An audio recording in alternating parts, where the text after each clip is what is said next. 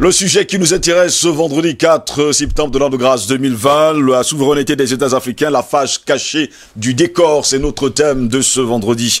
La colonisation puis l'indépendance induisent la nécessité d'une connaissance approfondie de l'Afrique dans toute sa diversité, géographie, historique, démographique et sans oublier bien sûr ethnique, religieuse et politique. Où en est l'Afrique aujourd'hui en matière de liberté économique et politique et de bonne gouvernance? Nous nous interrogeons.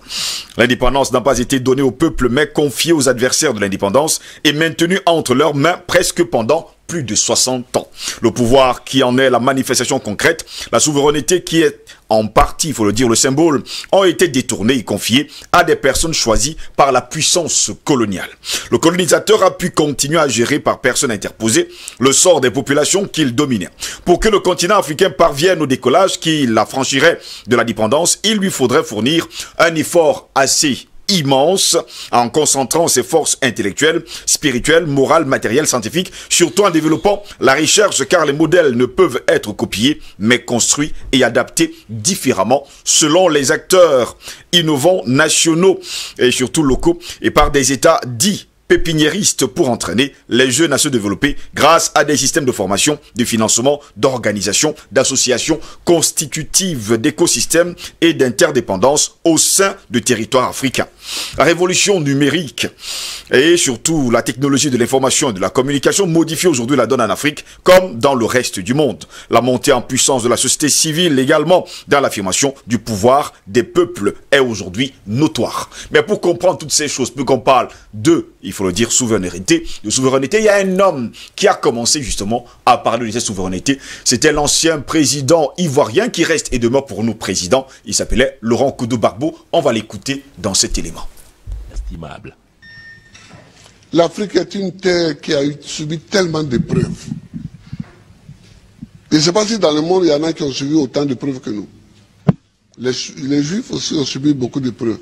Mais nous, les Noirs africains, tout le monde s'est assis sur nous.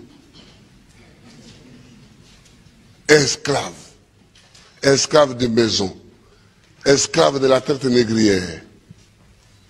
Colonisés. Torturés culturellement. Parlant les langues des autres. Tout ça. Décolonisés. Mais nous, on a des grands combats à mener. Et les grands combats que nous avons à mener, ce n'est pas pour se venger des gens, c'est pour au moins être homme aussi, comme les autres. C'est ça qu'on appelle la dignité. Que quand tu passes, il faut qu'on sache au moins que c'est un homme qui passe. C'est tout. C'est tout ce que nous voulons. C'est tout ce que nous recherchons. On ne cherche pas à dominer ceux qui nous ont dominés hier, à nous venger d'eux, à faire ceci. Non, non, non. On veut qu'on reconnaisse que nous sommes des hommes au même titre que les autres. Mais ça, si nous-mêmes, on ne prend pas les moyens, qu'on est toujours chez eux en train de mendier, et que les gens, même, tu vas mettre l'argent chez eux en achetant les bâtiments, et puis eux-mêmes, ils te dénoncent. Que voilà un voleur. Comment? Je vous amène l'argent, vous me dénoncez. Mais je vous amènerai rien. Ah oui. Moi, quand je vois des chefs d'État africains qui sont dénoncés en Europe, parce qu'ils ont investi en Europe, ça me fait pitié pour l'Afrique. Ça me fait pitié pour l'Afrique. Ça me fait pitié pour l'Afrique. Hein? Non, oh, il ne faut pas faire pitié. Il ne faut pas faire pitié. Quand tu passes, il faut qu'on dise que voilà un homme qui passe. C'est tout ce que nous cherchons aujourd'hui, c'est notre combat, ça. Moi, que si je ne passe pas les vacances en Europe, mais est-ce que je ne suis pas président? Je suis président. Si je mets mon pied sur le sol européen, c'est qu'il y a une réunion à laquelle je dois participer pour que la Côte d'Ivoire gagne quelque chose. Sinon, je cherche quoi chez les autres? Je ne cherche pas quelque chose chez les autres. Si Dieu m'a mis au monde ici, c'est que dans mon environnement ici, il y a tout ce qu'il faut pour que je vive. Mon combat, c'est pour la dignité. c'est pour la dignité. C'est pour que nous effacions tous les siècles passés, les traces de tous les siècles passés, les traces de l'esclavage, les traces de la colonisation, les traces du pillage, les traces du travail forcé, les traces de la chicote. C'est pour qu'on efface tout ça. Dieu merci, avec des films comme ça, demain. Voilà, messieurs, vous avez suivi là Laurent Koudou-Gbagbo qui nous parlait bien sûr de la dignité, mais surtout de cette souveraineté dont les Africains, ou alors les États africains ont besoin. Président Bandakani, on parle de souveraineté. Depuis la nuit des temps, on le sait pertinemment, on nous a fait comprendre, on le sait d'ailleurs, hein, que les États africains ont eu ce qu'on appelle des indépendances factices. Aujourd'hui, on parle de souveraineté. Quelqu'un me disait qu'avoir une monnaie ne veut pas dire que c'est un signe de souveraineté. Mon cher Ngos, votre sujet est tellement délicat, pertinent et important que je vais être obligé de situer un peu le décor en convoquant l'histoire. Depuis les nuits des temps, comme vous l'avez dit d'ailleurs, les peuples ont eu à gérer et assumer des dimensions de souveraineté. Dès que les frontières sont nées, la frontière qui délimite les territoires, la question de la souveraineté s'est posée. C'est-à-dire la capacité à protéger mes frontières, oui, et à empêcher que l'autre m'envahisse, me domine ou me mette en situation d'esclavage. Donc c'est une vieille problématique. C'est un vieux problème que les nations et les peuples ont toujours eu à gérer. Et pour faire face à ça, des pays, des nations ont été obligés de développer l'armée, d'avoir des armées pour protéger la frontière.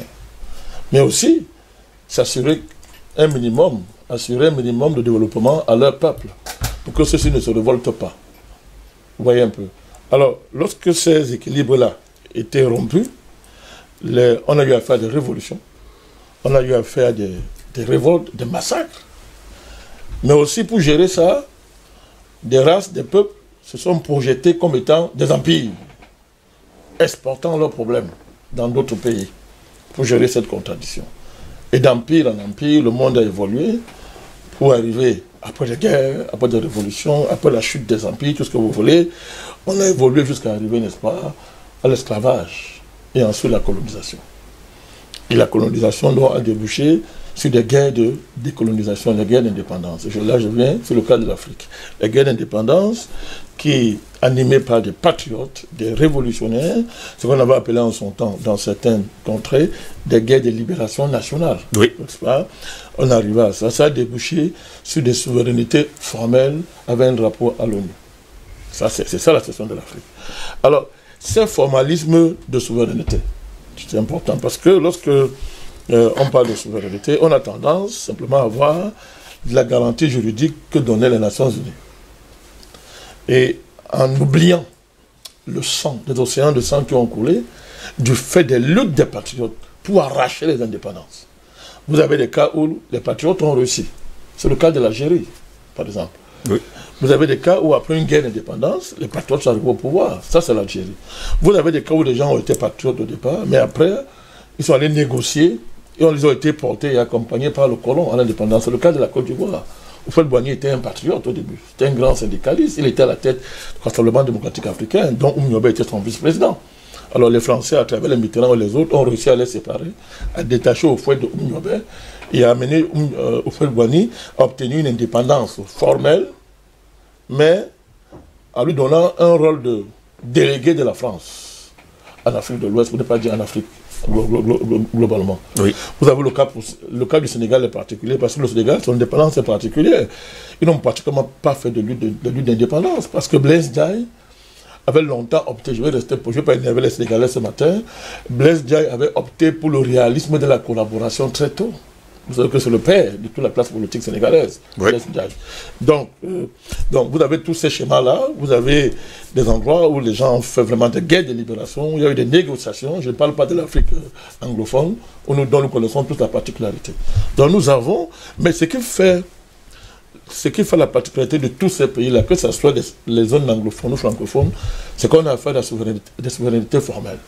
Nous sommes arrivés à l'indépendance, l'ONU a garanti des souverainetés, mais en les vidant de tout contenu réel. l'évident, parce que l'économie n'est pas sous votre contrôle. Quand je parle d'économie, je parle de monnaie. Oui. Je parle de votre potentiel de production qui est bloqué. Parce que, comme vous voyez, par exemple, lorsqu'on polarise votre économie, on vous dit, faire économie chez vous, c'est produire des matières premières brutes. C'est produire, par exemple, je me répète, les produits de rente. Mais vous avez des populations ou des territoires où les gens sont capables de produire le macabo, la banane, des choses extraordinaires, de produire des choses qui n'ont rien à voir avec ce que vous allez exporter, les produits de rente. Et dans ce domaine-là, vous pouvez faire des choses extraordinaires, avoir des avantages comparatifs extraordinaires. Mais on a polarisé, on vous a imposé que non, vous là, produisez le cacao, le café, la banane, le caoutchouc, vous ne pouvez pas parler des matières premières. Oui. Or, ce que vous produisez, vous n'en fixez pas le prix. Par contre, ce que vous importez, on vous impose le prix. On appelle ça le déséquilibre des termes de l'échange. Et ça tue les pays africains. On appelle ça dans le jargon d'économie politique blocage des forces productives. Donc ce n'est pas seulement la question de la monnaie, c'est la question aussi du blocage des forces productives. C'est la question de la confiscation des ressources humaines des nations. C'est-à-dire que les ressources humaines d'un pays est éduquée, est formée de manière coloniale, est brimée. Et le pouvoir politique qui est issu de cette dynamique, c'est un pouvoir de commandement. On a souvent parlé de ça ici. C'est-à-dire qu'il continue, veut ou pas, les logiques coloniales de brimade, d'indigénisation des populations, pas de libération des populations. Donc, c'est à ce niveau que les pays africains se trouvent aujourd'hui. Je dis bien toute tendance confondue, même les pays anglophones, comme prétend avoir fait des pas parce qu'ils ont la démocratie du self-government, la démocratie coloniale, aucun pays africain n'a encore réussi à briser ce que je vous dis là. Aucun pays africain n'a encore réussi à briser ça pour émerger. Comme on a vu la Chine émerger par exemple, comme on a vu certains, parlons comme ça, dragons entre guillemets, parce qu'on sait pourquoi ils ont émergé, de manière fondamentale, mais en Afrique, vous ne pouvez pas se placer. Ce qui veut dire qu'il y a un problème à la base. Dans la question de la souveraineté, vous dites la face cachée du décor, c'est quoi? La face cachée du décor, c'est que l'ONU qui nous a garanti la souveraineté formelle, oui, en échange de notre adhésion à l'ONU, ça a marché pendant un temps, pendant les 30 ans qui ont fait l'indépendance, à cause de ce qu'on a appelé les 30 ans glorieux de l'économie mondiale. Ça veut dire que le fait que les produits de rente se portaient bien sur le marché international garantissait des devises qui permettaient à l'État de jouer à l'État-providence, de partager.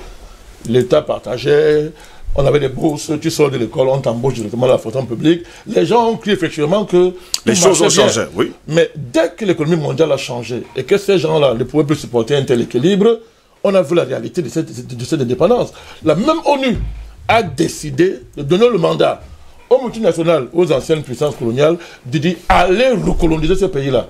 Et nous avons vu qu'en fait, nous avons des souverainetés vides. On s'est souvenu que, mais qu'est-ce que notre agent fait en France? Par exemple, mais on n'a pas d'armée. On a des gendarmeries et des polices, mais on n'a pas d'armée.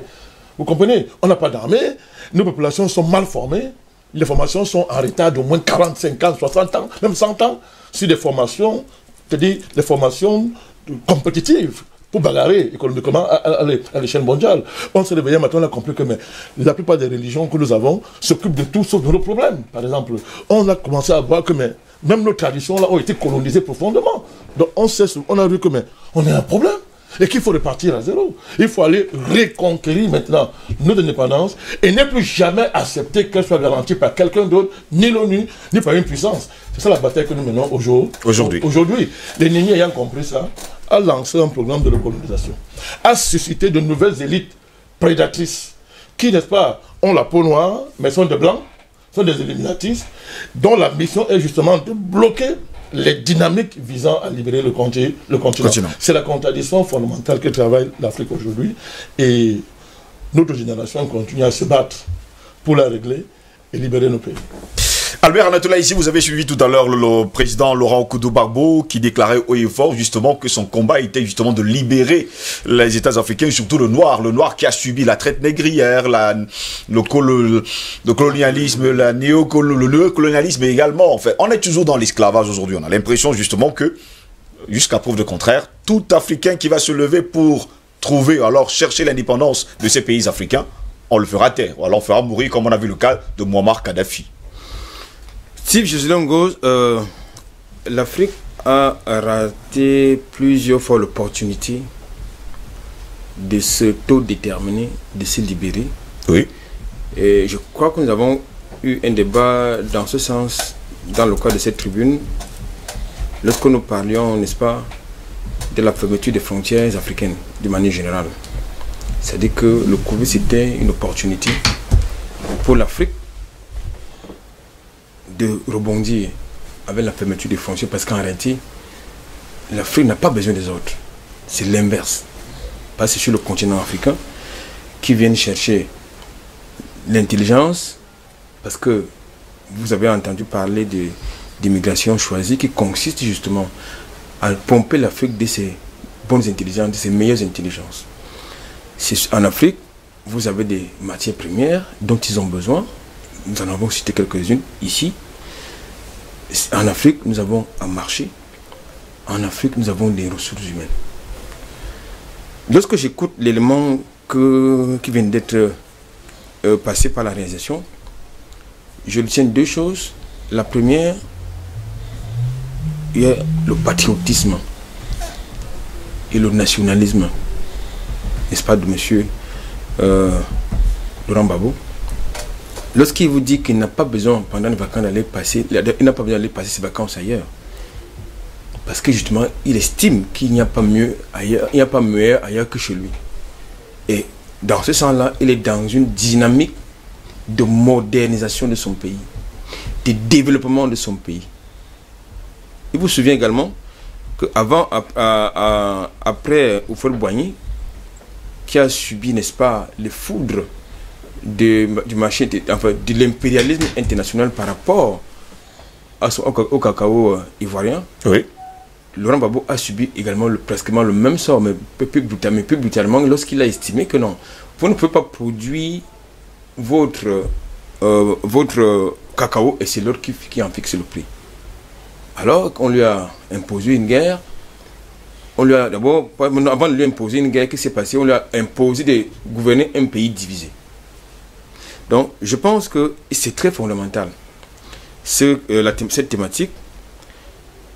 Lors des luttes de libération que tout à l'heure le frère Barakane convoquait, notamment la libération de la France, De Gaulle avait fait une promesse, qui était la contrepartie, n'est-ce pas, de l'implication des forces africaines dans la libération de la France, à savoir l'indépendance et l'autonomie.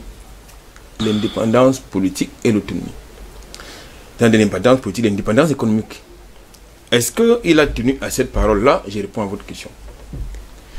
Lorsque vous convoquez les éléments de l'histoire entre les pays francophones d'Afrique et la France, vous constatez avec moi, il s'agit d'une histoire qui est émaillée de duperie, de duplicité, de filouterie et surtout de dénégation. Parce que, et surtout de caricature, surtout de l'autre côté. De ce point de vue, il est important de comprendre une chose. La liberté, ça ne se donne pas. Quelqu'un qui vous dit qu'il vous donne votre liberté, ça veut dire qu'il y a un problème.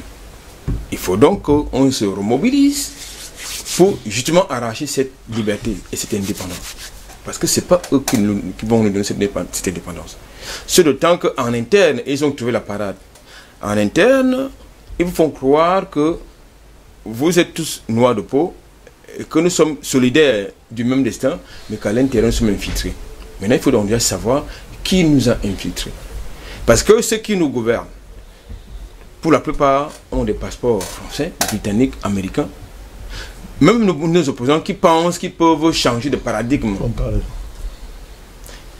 Ils vont pérenniser le même système. Ils sont propriétaires de plusieurs passeports français.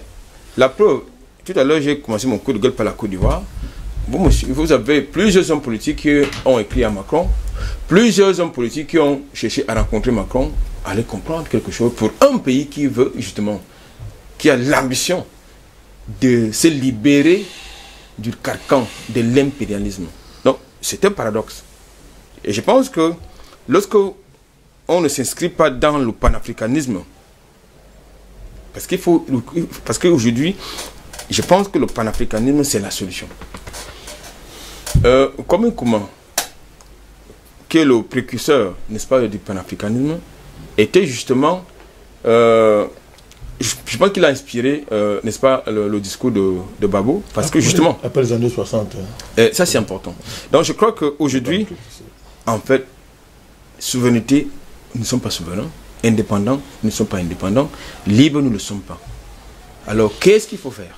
Ce qu'il faut faire, c'est que il faut que nos intellectuels, parce que vous ne pouvez pas construire une société sans l'implication des intellectuels. Même si ces intellectuels sont pour qu'on continue le néocolonialisme et la colonisation? Il y a tout à l'heure dans l'élément que vous avez suivi, vous avez une bonne question là déjà. Non, vous avez dans l'élément que nous avons écouté, vous avez entendu parler des nègres de maison, n'est-ce pas? Et des nègres de service. Alors, ça veut donc dire que ces intellectuels que vous convoquez sont justement, pour la plupart, des nègres. On a vu pas mal venir à la télévision déclarer que le franc CFA est tellement très bien, ils sont agrégés d'économie et tout ce que nous sommes un ministre. De l'enseignement supérieur. Là, ça me pose un problème lorsque c'est un intellectuel de surcroît économiste. Entre guillemets. Non, et de surcroît économiste qui tient ce genre de propos. Je questionne justement son patriotisme, si d'aventure il était n'est-ce pas, patriote. Donc je crois qu'aujourd'hui, ce qui est essentiel, c'est que la jeunesse africaine, dans sa grande majorité, est consciente de ce qu'il faut sortir de ce carcan. Le sentiment anti-français, ça se justifie par le fait que, montrez-moi un seul vestige du passage français dans l'espace francophone d'Afrique. C'est-à-dire une civilisation, c'est-à-dire que nous avons, au Cameroun par exemple, nous avons les ponts allemands, nous avons les bâtiments allemands, nous avons les chemins de fer allemands, que les Français ont démantelés. Par exemple, le chemin de fer. Que les Français ont démantelé. Ce sont les Allemands qui ont construit le chemin de fer camerounais. Aujourd'hui, vous avez le rail qui quitte Douala jusqu'à Ngaoundéré. Maintenant, Douala... Banga, ça n'existe plus. Machin, ça a été démantelé. Douala sur Ouest à Kumba, ça a été démantelé. Ils ont revendu, ils ont vendu tout cela. Le fait. Voilà. Bon, pendant les guerres d'indépendance, ils ont eu même l'outrecuidance, permettez-moi le terme, de détruire ce que les Allemands avaient fait. Une partie des constructions allemandes, même si on ne pouvait pas accepter, mais je pense que la colonisation allemande était peut-être un peu mieux que la colonisation française. Donc je pense que pour chuter, aujourd'hui, il faut repartir à la lutte, il faut réengager la lutte, et ça doit commencer par la déconstruction psychologique. André Kissefanga, cela fait plus d'une dizaine d'années que nous sommes dans ce combat, et depuis ces 10 ans, aucun opposant politique africain ne s'est levé pour dire, ou alors parler haut et fort devant les populations, que son combat, ou alors sa bataille, c'est justement, en dehors par exemple de Bandakani, il faut le préciser. Oui, bon, j'ai dit heureux. Vous avez fait un crime contre non, c'est pas un crime contre l'humanité. De parler justement de cette souveraineté. On a l'impression que ces personnes, quand il s'agit de ce sujet, tout le monde se tait parce qu'il y a des complicités avec l'Occident. Merci Jocelyn, je pense qu'il faut aller terre à terre dans ce dossier. Terre à terre pourquoi? La colonisation ne commence pas par la colonisation politique, la colonisation matérielle, économique. Elle commence d'abord spirituellement. On colonise d'abord votre homme intérieur, votre homme intérieur. Quand votre homme intérieur est colonisé, alors le reste va se faire en douce. Pourquoi? Nous avons vu une bonne partie de jeunes Camerounais aller à l'étranger. La plupart, que ce soit le président Biya, Augustin Koyo, Frédéric Kodok et tous ces hommes d'État-là sont allés étudier en France. Ils ont reçu une bonne éducation et ils sont revenus au Cameroun dotés de leur sens patriotique. La preuve en est, quand ils sont revenus au Cameroun, ils avaient un élan assez patriotique, assez fort. Mais qu'est-ce qui s'est passé pour que ces hommes-là, aujourd'hui, n'arrivent plus à impulser la pensée nationaliste, panafricaniste qui les animait? Pourquoi? Parce que spirituellement, ils ont été colonisés. Colonisés pourquoi? Parce que l'adhérence ou bien l'adhésion à certains cercles ésotériques les ont dénués, l'ont diminué, ont enlevé la pensée de l'homme intérieur qui était véritablement de penser une Afrique digne. Vous savez, le président Laurent Gbagbo venait de dire quelque chose de très important. Si Dieu m'a fait naître en Côte d'Ivoire, ça veut dire qu'il a tout prévu autour de moi qui devait qui est bien pour moi, pour son bien-être. Oui. Quand il le convoque, ça veut tout dire. Qu'il n'a pas besoin d'aller chez l'autre pour avoir le meilleur. Il a tout chez lui de ce qui est meilleur pour son épanouissement. Donc, la plupart de ces hommes qui sont allés se former en Europe sont revenus avec des pratiques qui n'ont rien à voir avec le terroir où nous nous trouvons.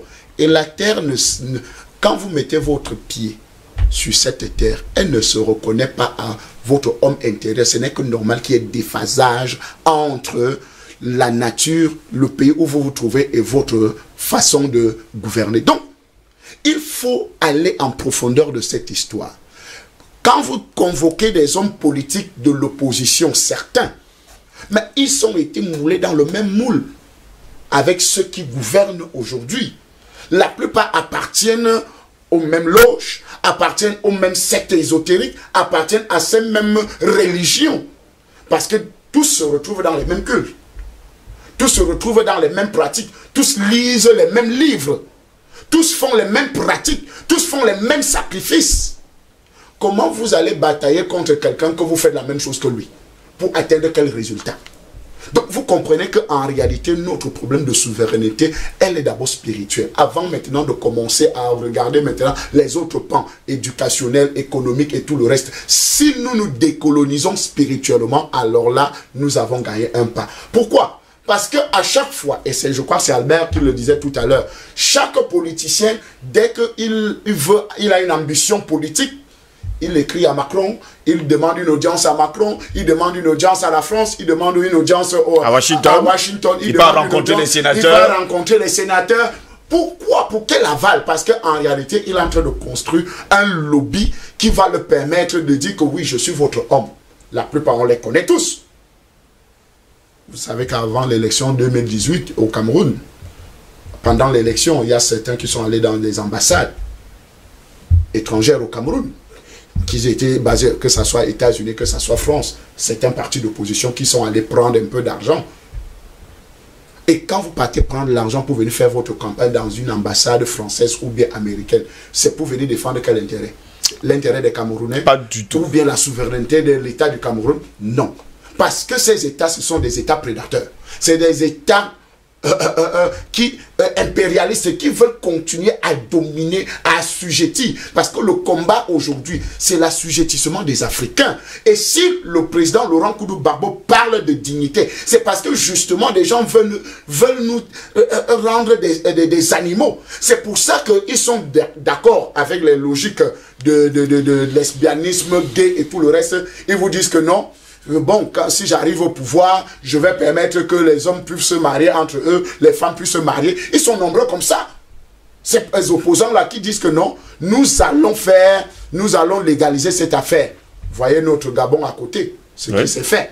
Donc, vous comprenez qu'en réalité, si nous regardons en profondeur, tous ces gens sont mouillés, la plupart sont mouillés dans les arbres. Et c'est pour ça que vous avez bien fait d'écarter certains hommes politiques de l'opposition. Parce qu'eux, ils sont cohérents dans leur logique depuis des années, dans leur combat. Vous comprenez un peu. Ils sont, regardez les paroles, de telle période à telle période.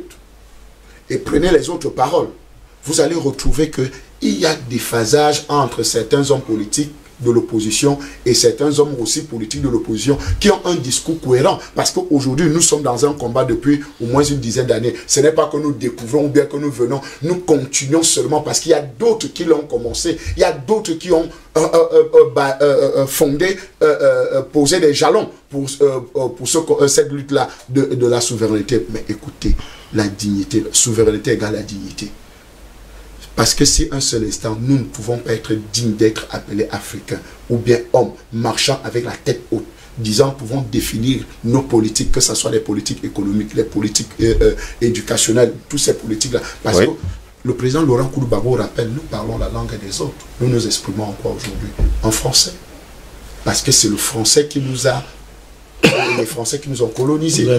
Ils nous l'ont imposé. Et ça... et je crois que Dr Yam, sur votre plateau, faisait une estimation par rapport à la rentrée scolaire.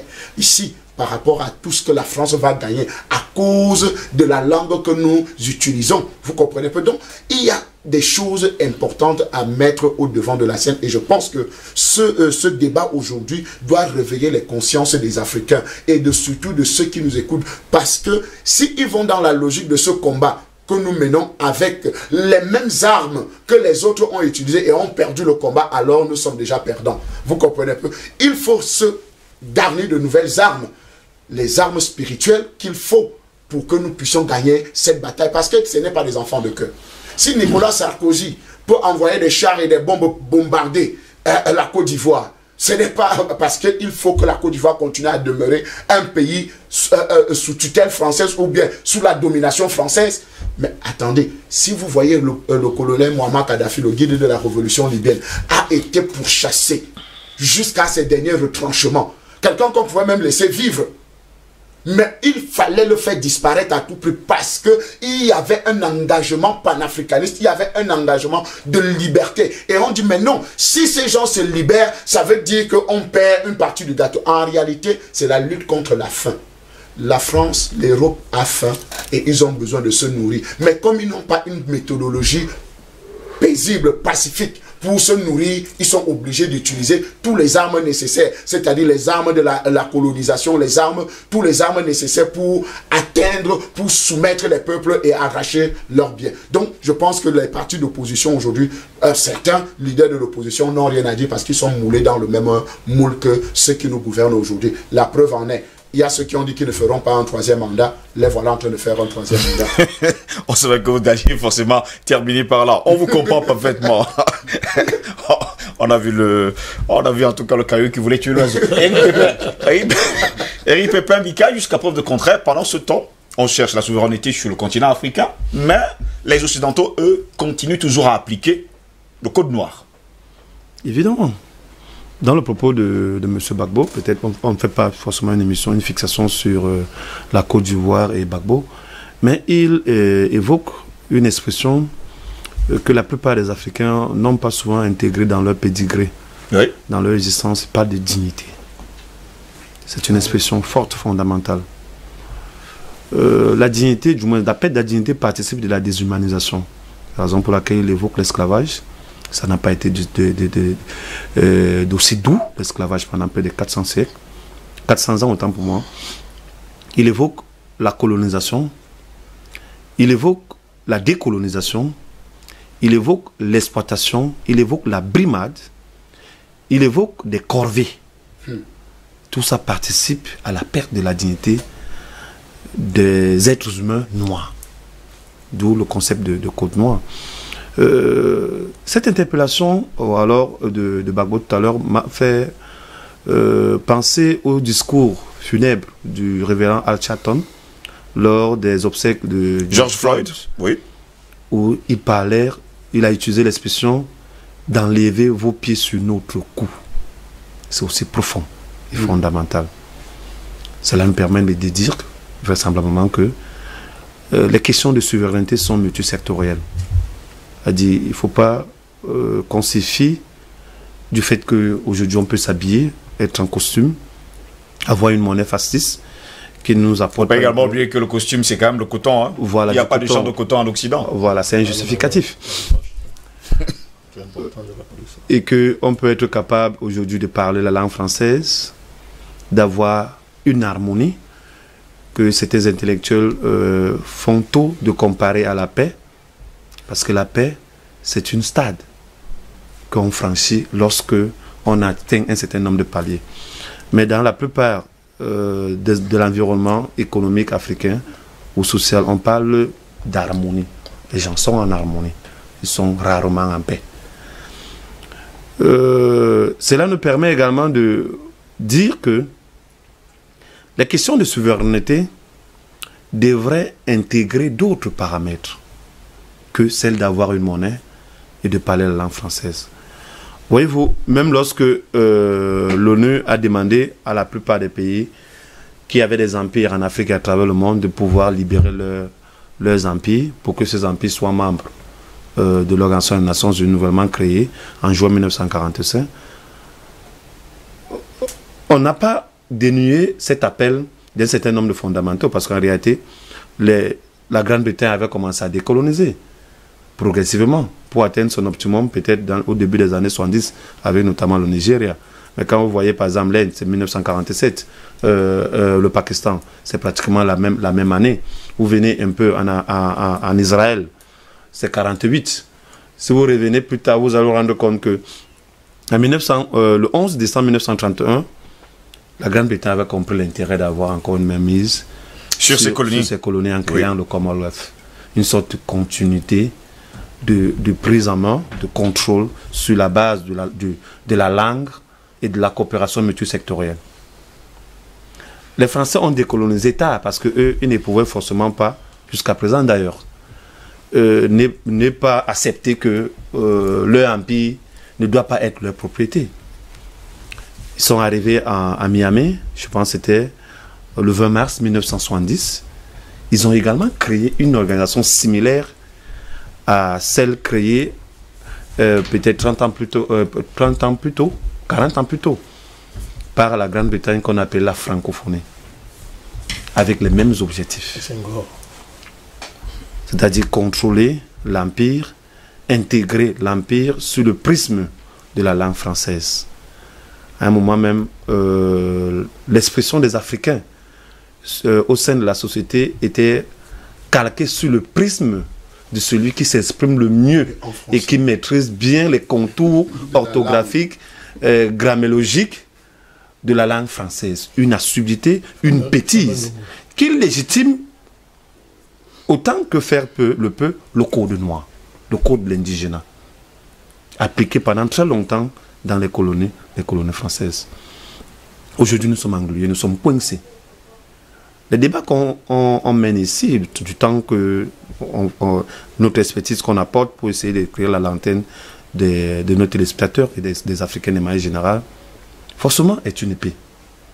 Mais la bataille est ailleurs. Je l'ai dit lors de l'émission, de la brillante émission que vous avez coordonnée, organisée jeudi passé. Il y a un souci pour les Africains de changer de paradigme. Ouais. Et les paradigmes, les outils sur lesquels nous pouvons nous appuyer aujourd'hui sont des outils intellectuels.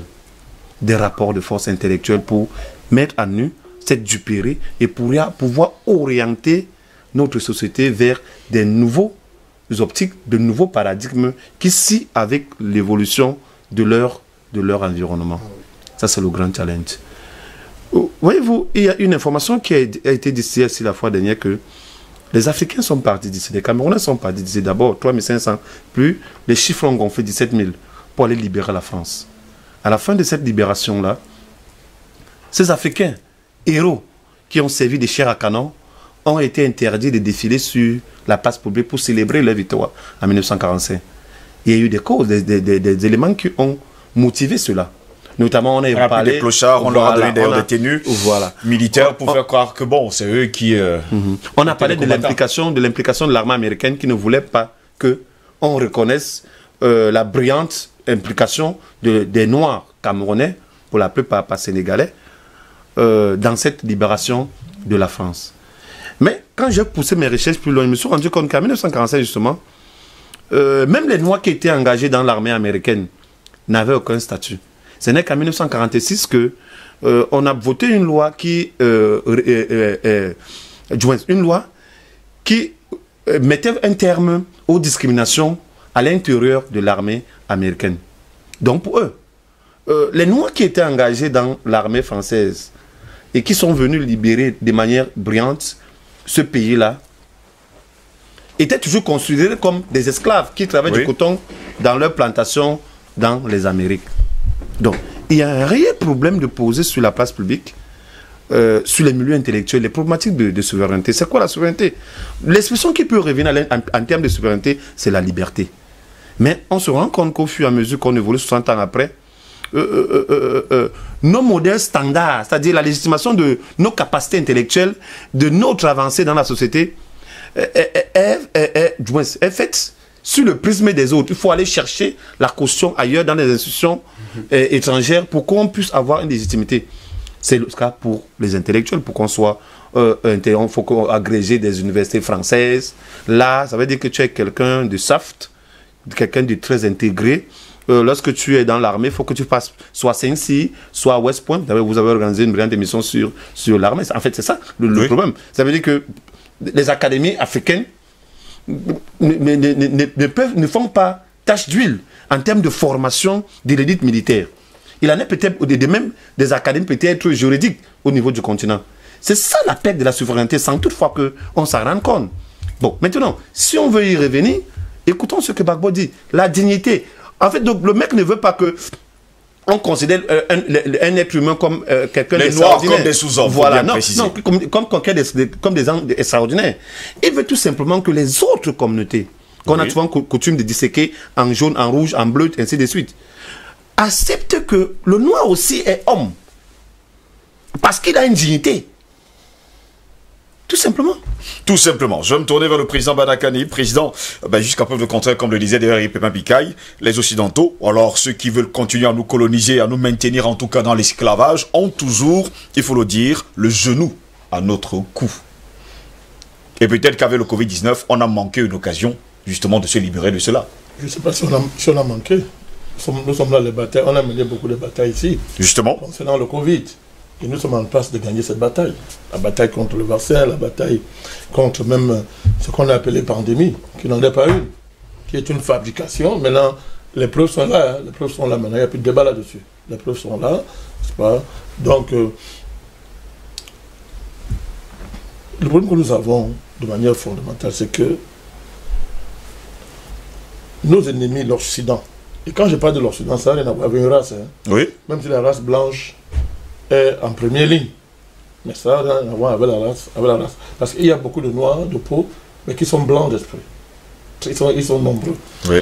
Et le génie de l'Occident, justement, c'est de fabriquer le nègre.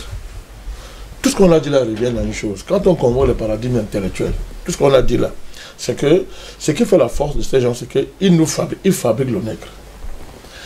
Depuis plus de 1500 ans, de manière ininterrompue, il y a ça. C'est-à-dire on fabrique le nègre.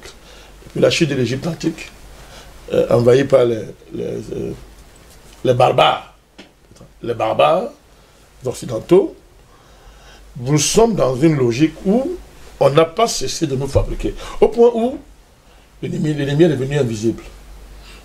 C'est-à-dire pour le voir, nous voyons notre frère. C'est notre frère, entre guillemets, qui est l'ennemi. L'ennemi, l'Occident, a réussi à devenir invisible, mon cher Ngo. La preuve, c'est quoi? C'est que, de manière concrète, vous voyez aujourd'hui les Africains se battent pour la démocratie. Oui. Les Africains sont convaincus, des professeurs agrégés avec, que la démocratie, c'est le paradigme politique le plus élevé que l'humanité a connu. Mais ça serait été moins grave si on ne précisait pas en disant que c'est le modèle occidental. Et des Africains piétinent, méprisent leur génie politique qui, pendant des millénaires, a fait de les meilleurs du monde. Les ont permis de coloniser le monde entier, dans le bon sens, d'éduquer, d'être la maman de tous les autres peuples civilisés, d'amener la civilisation sur Terre. Les Africains crachent dessus.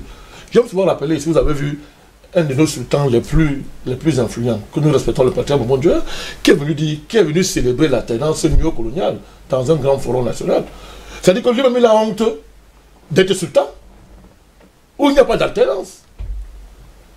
Une ligne, c'est-à-dire que le sultanat Bamoun, si on prend le cas, mais c'est l'une de nos gloires dans notre histoire. Une de nos beautés, de nos chefs-d'œuvre, c'est l'histoire du peuple Bamoun. Mais vous avez vu son plus illustre représentant. En passant, c'est un patriarche que nous avons beaucoup de respect en passant. Justement, beaucoup de respect. C'est parce que nous respectons que nous le critiquons. Donc, venir à Mondo Vision, nier, avoir honte de ça. Il aurait dû commencer par dire que désormais, dans le royaume, on organise des élections à 2 tours. Hein? On organise les droits de l'homme, les droits des enfants, les droits de ces consorts. On aurait commencé à faire ça. Vous voyez comment nous méprisons parce que nous avons été incapables d'actualiser notre génie politique. C'est vrai pour l'économie. Beaucoup d'Africains aujourd'hui, il y en a plein qui sont pas même panafricanistes, qui célèbrent le capitalisme. Qui sont convaincus que c'est la meilleure forme d'opérationnalité économique. Mais l'Afrique n'a jamais été un territoire capitaliste. Jamais. Nos économies sont des économies communautaires. Mais les gens ont en parlant aujourd'hui. On n'a pas été capable d'actualiser ces paradigmes économiques pour enseigner ça dans nos universités comme étant des thèses, comme étant des modèles. C'est pareil, mon cher Yves. La question de la femme. Osez dire à une jeune fille aujourd'hui, ou bien à la nouvelle génération de nos femmes, n'est-ce pas, de prendre pour modèle leur maman. Mais elles vont vous tuer, vous insulter. Parce que le petit président français se met là pour dire que non, les femmes africaines sont les meilleures pondeuses. Et que l'avenir de la femme, c'est en dehors du foyer. Il faut qu'elle aille travailler en entreprise. C'est là où elle a une femme. Mais, Jocelyn, nous sommes comme ça parce que nos mamans nous ont élevés. Justement. Personne n'aurait pu être comme nous sommes, homme comme femme, si une femme n'avait pas passé son temps à nous laver et à veiller sur nous. Mais le travail là, on piétine ça. Les Occidentaux ont réussi à mettre dans notre tête que c'est le pire des métiers. Être Femme au foyer. Oui. Je ne dis pas qu'il n'y a pas de problème de femmes chez nous. C'est une chose. Mais adopter pour ça les concepts de la femme occidentale traduisent une fois de plus, n'est-ce pas, ce que nous sommes en train de perdre. Pareil sur l'idée de l'enfant. C'est quoi la jeunesse? C'est quoi l'adolescence? Les Africains avaient réglé tout ça. Il n'y avait pas de débauche chez nous. C'était pas la magie. C'est parce qu'on était organisé comme ça. Il n'y a pas de débauche. Mais dis-moi comment, par quelle magie aujourd'hui, la débauche est devenue la norme. Le sport le plus pratiqué. Les familles se battent matin, midi, soir, cotisent de l'argent pour envoyer leurs enfants en Europe, pour qu'ils aillent se prostituer, pourvu qu'ils envoient l'argent ici. Mais c'est grave, mon cher gosse. Vous allez aller même plus loin. Moi, je rencontre souvent des jeunes filles avec qui je parle. Elles disent qu'elles sont panafricanistes, elles font les cheveux crépus. Je dis c'est bien, mais après je dis que c'est tout, voilà tout un panafricanisme. Est-ce que tu sais que le panafricanisme, c'est d'abord le refus de la débauche, de la prostitution? C'est une conception de la jeunesse, le panafricanisme. Quand on est jeune, on ne fait pas n'importe quoi, on se préserve, on acquiert l'essentiel. Pour être une femme, pour être un homme demain, c'est-à-dire fonder une famille, construire sa maison, et incarner dans la famille le concept global de la civilisation. Mais oui, les gens pensent que... Donc, il a dit, c'est un problème fondamental. Et ils ont donc réussi ça, à savoir que ils produisent beaucoup de nègres qui en fait ne sont pas les Africains. Et c'est eux qui sont au devant de la chose. Moi, quand on a commencé la bataille sur le franc CFA, on a pu mesurer ça. Mon cher Ngos, est-ce que vous savez qu'il y a même des Camerounais qui sont des patrons à la BEAC? Je peut-être vous écoute, hein. Vous lui parlez de franc CFA, il ne connaît pas. Je vous assure, je vous parle sérieusement. Oh, ne vous inquiétez pas, on en a rencontré. Directeur, je vous dis, il dit directeur, hein. Quand on lui parle du franc CFA, il dit que mais vous êtes malade ou quoi? Pourquoi? Parce qu'il est payé en dollars. Il est logé, nourri, son chien est payé, sa lumière est payée par mois. Le week-end, il a des primes extraordinaires. À la fin du mois, ce monsieur, quand vous voyez son salaire à la fin du mois, ça monte à 25 millions. C'est-à-dire qu'il ne dépense rien, hein. On lui donne 25 millions, après déjà tout payé. Mais quand vous lui parlez du franc CFA, il décide que, mais, vous parlez de quoi? Il n'en était pas au courant. Combien d'élèves africains, d'étudiants africains, de professeurs d'économie ont passé leur doctorat, leur agrégation, sans jamais oser mettre comme ça une seule virgule, faire ça du franc CFA? Nous avons l'exemple d'un ami, d'un panéliste, un co-panéliste dans nos plateaux ailleurs, Dr Baseleki, je peux le citer. Il a fait l'erreur de mettre dans sa thèse 2 lignes sur le franc CFA. On lui a dit, les Français lui ont dit, va recommencer ça. 2 lignes. Vous voyez à quel niveau la répression est élevée, mon cher Goff. À quel niveau? C'est-à-dire 2 lignes. On lui a dit, va reprendre ta thèse là, va recommencer. Enlève ça. Pour que ce papa ait son doctorat, il a fallu qu'il enlève les trucs relatifs. Les 2 lignes du franc CFA, sur le franc CFA. Vous voyez à quel niveau c'est grave. Pour terminer, mon cher Goff, il a dit qu'il y a quelque chose de très important. Ça commence dans l'esprit. Et pour lui dire qu'il ne parle pas seulement parce qu'il est homme de Dieu, mais Cheikh Anta Diop l'a dit.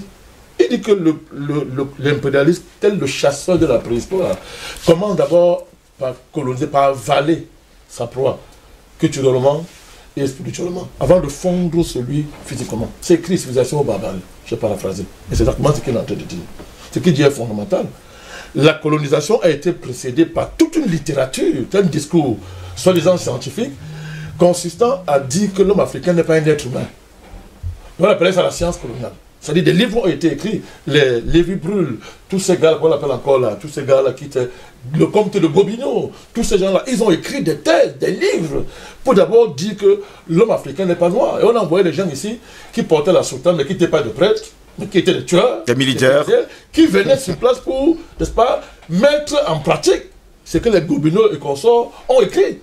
Et toute cette littérature, ce qui est grave, c'est qu'en Europe, n'est-ce pas, 18e, tous les siècles qui ont possédé l'esclavage et la colonisation, on était convaincus que c'est vrai.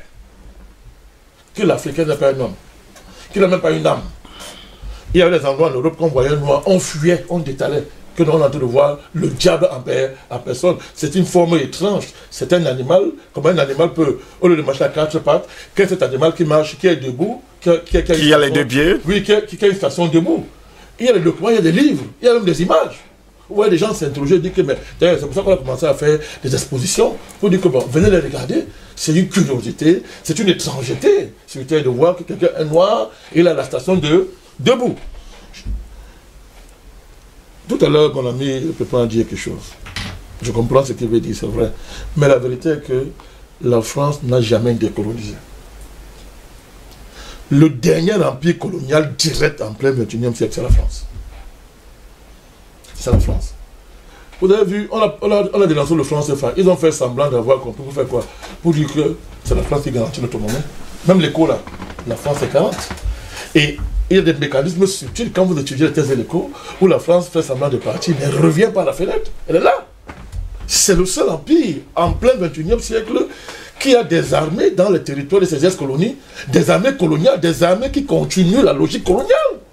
Elle n'a jamais décolonisé. Jamais de la vie. Direct. C'est-à-dire que, et c'est pour ça que l'ONU, la France est la preuve que l'ONU a échoué, parce que l'ONU a été créée justement pour décoloniser. C'est ça la mission de l'ONU, décoloniser. Avec les régimes de tutelle, les régimes de mandat.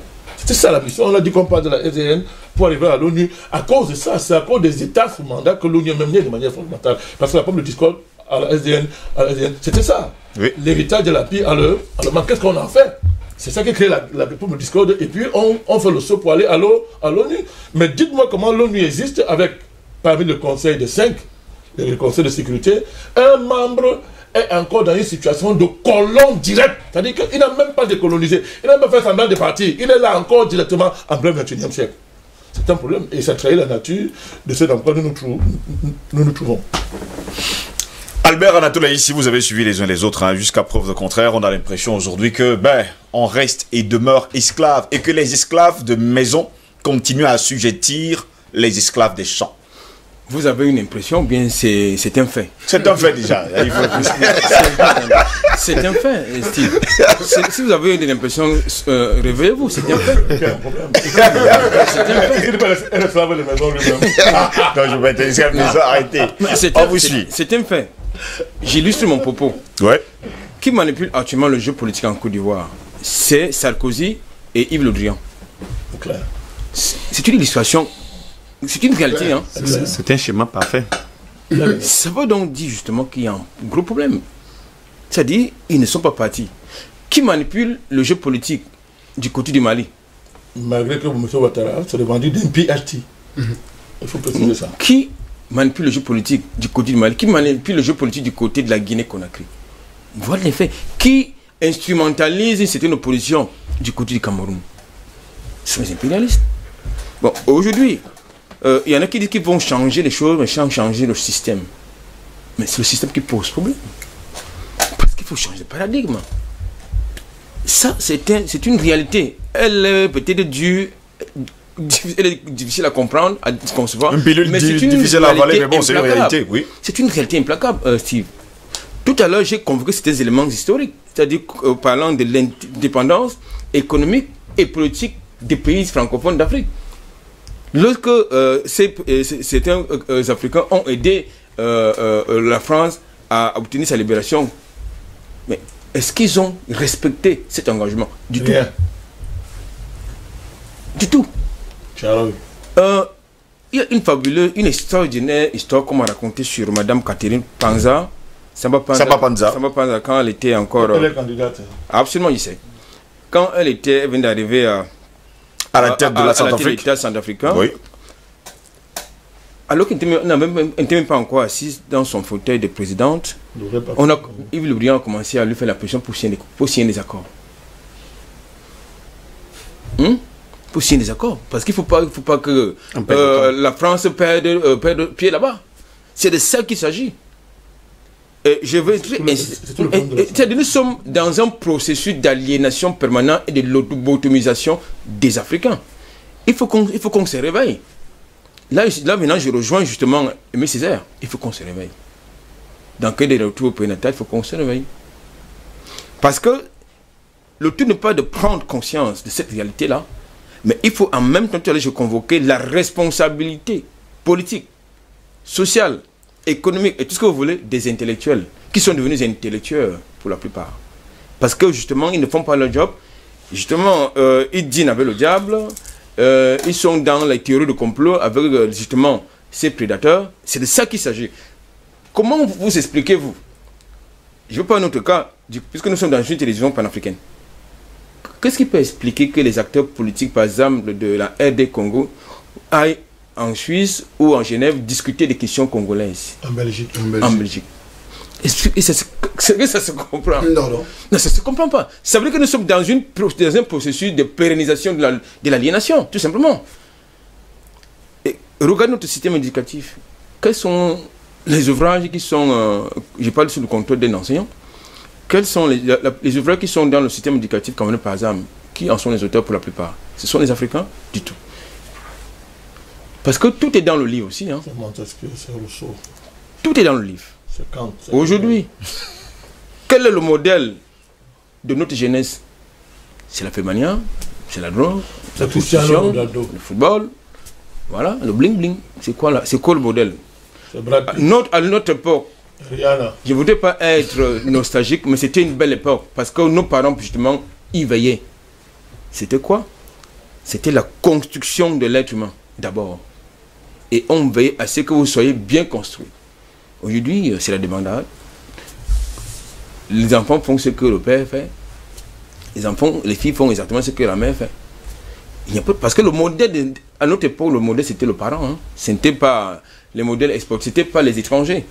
Ce n'était pas... Aujourd'hui, vous demandez à votre enfant quel est votre modèle, il va vous dire que c'est Rihanna. Hein. C'est Beyoncé. Ce qui est son modèle, c'est Ronaldinho, c'est Ronaldo, c'est Messi. Attends, il faut qu'on soit sérieux. Donc je pense que là, quand j'évoque cela, je pose la problématique de la responsabilité. Parce que c'est bien beau de pouvoir faire comme nous faisons dans le cadre de cette tribune, mais il est important qu'après ce discours, que ce soit suivi des actes. Parce que très souvent, je lis les commentaires des internautes qui pensent que oui, en Afrique francophone, ça blablate trop. Oui, ça blablate trop, mais parce que justement, il faut une prise de conscience et que cette prise de conscience soit suivie d'actes. Et de ce point de vue, l'élite actuelle, je ne dis pas l'élite politique et intellectuelle, ne fait pas son job. C'est de ça qu'il s'agit. Si intellectuel, il y en a d'ailleurs, hein, Albert Anatole ici. Il y a beaucoup de super diplômés et du très diplômés, mais nous rencontrons quand même. Nous avons des intellectuels qui sont même très souvent engagés, très engagés d'ailleurs. Nous en avons aussi qui le sont moins ou pas du tout. Parce qu'ils veulent justement...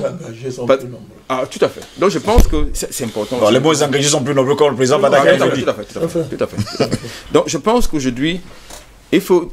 Qu'est-ce qui peut expliquer que quelqu'un... Ça, le président Babou l'a dit dans son élément, l'élément qui est passé tout à l'heure, quelqu'un vole l'argent dans son pays. Il va le déposer ailleurs. Il va le déposer et il va construire... On le dénonce. On le dénonce. C'est-à-dire, mettez même le cas où on n'a pas pu encore le dénoncer, c'est-à-dire il prend l'argent qui vient sous forme de crédit, que les contribuables vont payer pendant plusieurs générations, il le vole, il va acheter maison à Paris, à Washington, au Royaume-Uni. Et c'est une absurdité pas possible. Ça, vous voulez donc que les Blancs vous respectent? C'est nous le problème.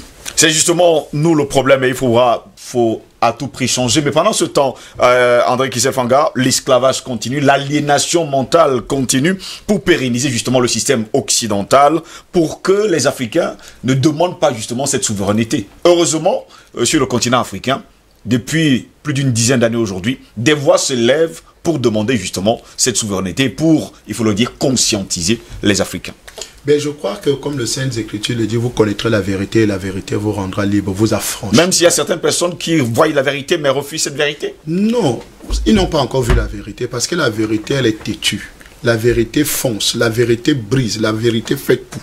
Vous comprenez un peu? Oui. C'est parce qu'ils n'ont pas encore vu la vérité. Vous ne pouvez pas résister à la lumière. Vous comprenez que ça, c'est un fait. Donc, si quelqu'un vous dit que non, j'ai vu la lumière et je refuse... Oui, il y a rien qui voit la lumière et se couvre... Il se couvre les yeux. Oui, ça, c'est... Donc, vous comprenez qu'aujourd'hui, on est justement dans une logique d'éclairage. On a allumé les lampadaires pour qu'on voie clair sur notre avenir. C'est pour ça que des émissions comme celle-ci sont vraiment des émissions importantes. Pour que l'Africain voie clair son avenir, que la souveraineté de nos États dépend de nous. C'est une décision simple et claire à prendre. Ce n'est pas seulement les beaux discours, mais c'est une attitude à adopter au quotidien. Parce que quand nous avons au quotidien, premier des signes de la colonisation que les gens négligent, c'est Canal Sat sur tous les toits. Quand vous avez Canal Sat sur tous les toits, vous êtes un colonisé.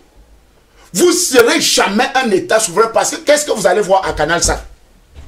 Vous allez voir du cinéma occidental, c'est-à-dire tous les films qui ont été tournés chez eux, et quand vous allez retrouver dans ces films ou bien leurs séries, vous allez trouver toujours que dans le système familial, il y a toujours quelqu'un, un homme qui est toujours là, très efféminé, qui est toujours le plus gentil, qui est toujours celui qui donne toujours de bons conseils, et qui a pour copain ou bien comme pour compagnon un autre homme comme lui.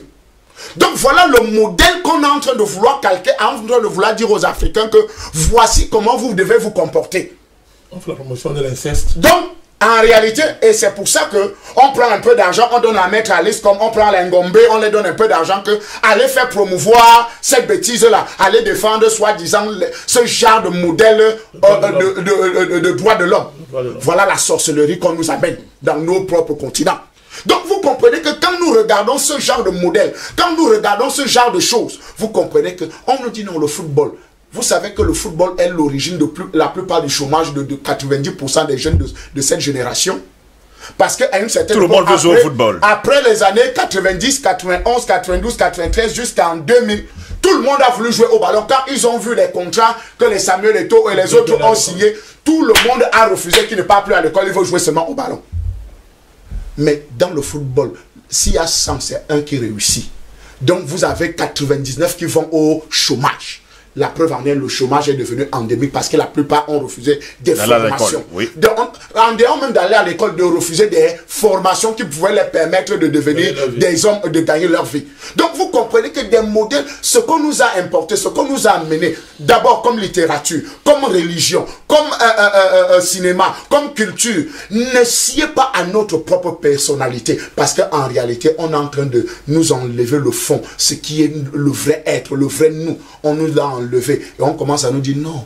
Vraiment, la politique, la démocratie, c'est le droit de... Vous voyez, aujourd'hui, les enfants parlent mal à leurs parents. Ah, c'est grave, hein?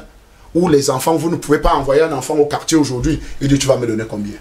Les parents draguent leurs enfants. Mais écoutez, il y a... Je dis bien, j'ai eu des problèmes avec un aîné qui est ministre de la République. Oui. Parce qu'il se pose la question que, mais pourquoi moi je ne l'amène pas les petits comme ses autres amis? Je lui dis que, mais monsieur, vous êtes malade.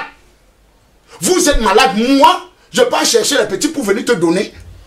Mais c'est quel genre de modèle de société que nous voulons construire? Donc vous comprenez qu'aujourd'hui, et le président Badakani a eu raison de parler par rapport à la société occidentale, c'est-à-dire la femme c'est le travail, alors que nos mamans nous ont construit dans le ménage, ils ont formé, ils nous ont pris du temps pour nous former, de la famille, et ça c'est le premier objectif du diable. Même si aujourd'hui les filles sont en train de dire qu'elles veulent plus travailler pour venir en aide à leur mari parce que on ne peut pas justement joindre les deux bouts à la fin du mois. C'est un faux modèle, c'est un faux modèle. La preuve en est, aujourd'hui notre société est brinque-ballant. Elle est sur la civière. Notre société est sur la civière. Une jeune fille qui discute, qui se retrouve dans un hôtel avec sa propre maman. Vous voyez, c'est quel genre de société? Donc vous comprenez qu'en réalité, comme on n'a plus du temps, et on dit non, on travaille. En fait, on nous a fait croire que non, le travail, c'est ça qui apporte plus de résultats, alors qu'en réalité, la construction de la famille se fait de manière graduelle. Et la corruption qui est encore arrivée, parce que en dehors de la corruption familiale, la corruption dans toute la société, on va où avec cette corruption? Et qui nous a appris cette corruption? C'est ceux qui nous ont amené les contrats C2D. Eux qui ont installé les contrats C2D. Regardez les rigoles qui ont été faits en commande à une certaine époque et regardez les rigoles du contrat C2D. Et vous êtes étonné que la ville de Douala est dans l'eau. alors qu'on vient de dépenser beaucoup de milliards. Et regardez le pont. Regardez le deuxième pont sur le Fourie. D'abord, on transporte l'autre, on pose un pont sur un pont. Et maintenant, regardez ce que ça crée comme problème aujourd'hui. Donc, vous comprenez qu'en réalité, on n'est pas dans la logique de développement. Si nous-mêmes, nous ne prenons pas conscience et que ceux qui ont la charge de nos politiques économiques et tout le reste repensent leur modèle économique, repensent leur vision. Parce que quand même, quand ils voyagent, ils ne voient pas la tour Eiffel pour dire au moins que, bon, pourquoi on ne peut pas faire une tour Eiffel au Cameroun? Ça, c'est de manière calcaire pour dire que copier au moins ce qui est bon. Mais on va copier les bêtises, c'est-à-dire les détournements. Donc, celui-là se vante d'avoir construit 15 gratte-ciel, mais vous allez habiter dans les 15 gratte-ciel là. Nous avons un problème de modèle et Aïssi a pleinement raison. Les modèles sont ailleurs aujourd'hui, alors que nous devons reconstruire nos propres modèles. Aujourd'hui, nous avons pour référentiel le panafricanisme. Le panafricanisme pour les Africains est un modèle parfait pour reconstruire notre Afrique. Et pas le panafricanisme animiste. Parce qu'il y a des gens qui confondent le panafricanisme animiste, c'est-à-dire on est panafricain parce qu'on va donner l'huile au crâne, au village, parce qu'on fait des incantations et tout le reste. Ça, ils pensent que non, c'est ça du panafricanisme. Non! Le panafricanisme doit être basé sur la vérité et sur l'humanisme. Parce que la vérité, c'est que si vous ne prenez pas en compte l'humain, c'est-à-dire le président Bandakani qui est devant moi, si je ne peux pas le regarder avec amour, avec les yeux de la vérité, alors là, je ne suis pas panafricaniste. Parce que ce genre de panafricanisme qui regarde l'autre parce que il veut prendre sa place, alors là, ce n'est pas du panafricanisme. On est entré dans, c'est en réalité de la démocratie, parce que la démocratie, c'est remplacer l'autre. Merci à vous, André Kissefanga. Pendant ce temps, on a suivi les uns les autres, Eric Pépin Bikaï. Finalement, on est dans la règle, ce que l'œil voit, ce que l'oreille entend, finalement, l'esprit le croit. Et depuis la nuit des temps, les Occidentaux nous font voir des choses, finalement, on va les croire. Et comme on croit tellement à ces choses, aujourd'hui, notre jeunesse, il faut le dire, est à l'écart. Oui, mais il ne faut pas oublier. Et sur une civière, peut-être comme le déclarait André Kissefanga. Ça peut être une réalité, mais il ne faut pas oublier que au niveau local ou alors au niveau des espaces territoriaux africains, il y a de formidables relais. Parfois, ce sont des relais locaux et qui ont pour ambition de pouvoir perpétuer une civilisation qui n'est pas nôtre. Parce qu'en réalité, le tort ne viendrait forcément pas de ceux-là qui ont implémenté un certain nombre d'idées sur le continent. Le tort viendrait aussi, ou alors doit également être attribué à ceux-là qui s'activent au quotidien pour que cet état des choses continue à être pérenne. Et on n'a pas souvent le courage de le dire. Tout à l'heure, Aïssa a dit ceci, de manière un peu subtile, non, c'est le président Panakan autant pour moi, qui disait que il y a quelqu'un qui veut que tu sois guillotiné, mais celui qui tient la machine, c'est le noir. C'est le noir. Tout simplement. Ce n'est plus le blanc qu'on va voir, mais hein, quelqu'un veut qu'on te coupe la tête, mais il y a quelqu'un qui doit tenir la machine. La guillotine. Donc, et on lui donne tous les éléments nécessaires pour te guillotiner. Il te guillotine. Il en est de même un peu de la perte de la souveraineté de l'Afrique. Ceux, depuis les années 60, qui ont travaillé sur le franc CFA, qui ont essayé de conscientiser la société africaine francophone, ceux-là, tout le monde connaît leur sort. La jeune génération qui arrive aujourd'hui, on a ouvert forcément une brèche pour qu'elle essaye un peu de parler, mais tout le monde sait qu'il n'y a ni écho, ni aura par rapport à ce type de discours. Le monde est orienté vers... Beaucoup de choses ont changé entre temps. Ne vous inquiétez pas, beaucoup de choses ont changé. Le monde est orienté vers une nouvelle dynamique qui s'appuie sur des lobbies puissants et forts et qui font en sorte que le combat sera difficile. C'est pas moi qui le dis.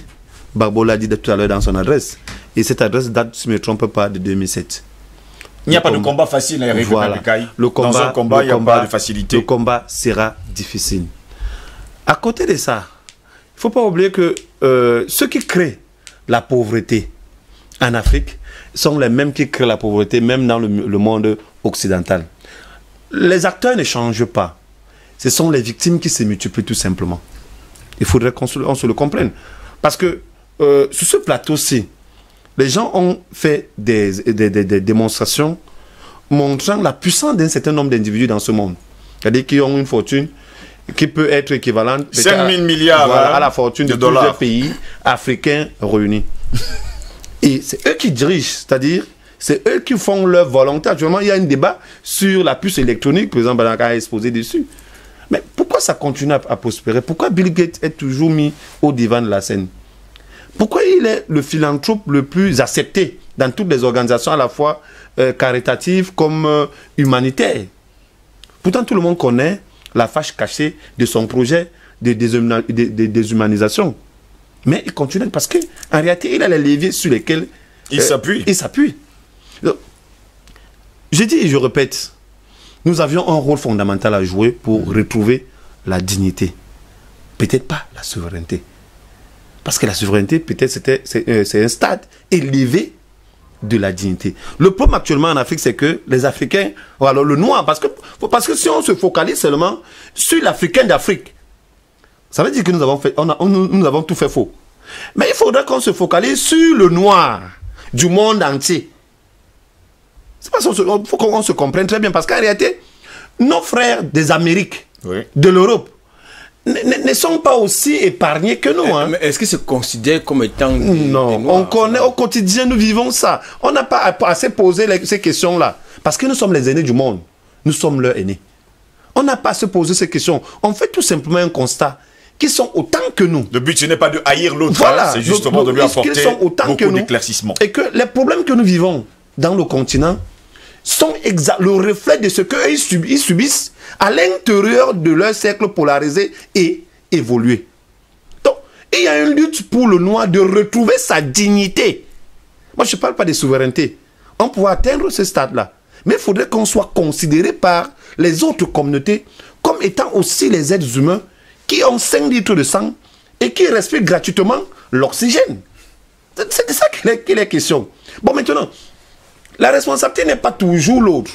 Parce que l'autre, lui, qui vient d'une autre communauté, a les relais. Et c'est sur quoi s'appuyer pour pouvoir faire perdre la dignité aux Africains. Tout à l'heure, j'ai une formidable économiste qui a travaillé à la Banque mondiale, qui a sorti un livre qu'on appelait « L'aide fatale » concernant l'aide accordée en Afrique depuis les années 60. Et elle a comparé cette aide est largement supérieure au plan Marshall de 1949. C'est-à-dire que si ça avait été vraiment l'aide que les Occidentaux ont apportée en Afrique avait été une aide sincère, c'est que nous serons aujourd'hui plus que les Émirats. Malheureusement, cette aide n'est pas sincère, hein. Éric Pépin-Bika, il n'oubliait surtout pas que jusqu'à preuve de contraire, l'argent, il vient toujours d'ici. Mais bon, c'est les aides qui reviennent. Messieurs, voilà. Je vais lire quelques messages. Il part d'ici, il revient sous forme d'aide. Sous forme d'aide, donc ce n'est pas toujours la souveraineté. Je vais revenir avec vous, hein, Président Bandakani, le temps pour moi de lire quelques messages. On va prendre une dernière prise de parole. Nous sommes là jusqu'à 9h30. On a encore 22 minutes, donc vous avez le temps de nous dire tout ce que vous aurez à dire. Bravo, DBS. Non, ce n'est pas bravo, DBS. C'est la direction qui nous donne ce temps-là. Mon cher Steve Ngoz, quand on parle des pays africains, surtout Afrique francophone, oubliez le terme indépendance, car ces pays ont pris l'indépendance comme un simple terme, et pourtant c'est un concept en plus. De nos jours, nos présidents ont accepté la néocolonisation, à savoir la franc-maçonnerie Didier depuis PK13. Merci également en tout cas pour votre contribution ce matin. Bonjour, avons nous-mêmes amorcé notre libération? Enseignons-nous nos langues dans nos écoles? Quand allons-nous déconstruire ces frontières artificielles? Organisons-nous et nous allons battre ces blancs à plate couture. Moi, le blanc ne m'intéresse pas. Mon souci, c'est le noir. C'est notre identité, peu importe d'où tu viens, disait Peter Tosh, ce très grand panafricaniste. Merci également à vous, même si je n'ai pas le nom. Oui, c'est Max 21 depuis Yaoundé. Le véritable souverain, c'est Dieu. Il fait ce qu'il veut, quand il veut, comme il veut, en toute liberté, sans recevoir d'ordre de personne. C'est ça la souveraineté parfaite. La souveraineté est comme la lumière, elle chasse les ténèbres. Pour nous, les hommes, on parle simplement des critères de la souveraineté. La monnaie, l'armée, l'indépendance politique et économique. Et cette souveraineté, sa rage, elle n'est pas donnée si les Africains ne prennent pas conscience de s'unir pour arracher leur souveraineté. Personne ne le fera à leur place. Le CFA est un frein majeur à notre souveraineté.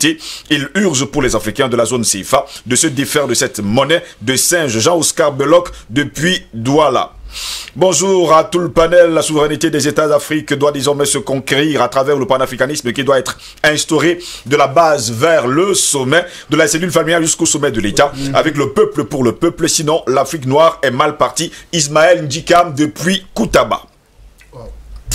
Finalement, une TV camerounaise est focusée sur les vrais débats, la libération de l'assujettissement par rapport à l'impérialisme. Eh bien, c'est quelqu'un qui nous écrit depuis les États-Unis d'Amérique.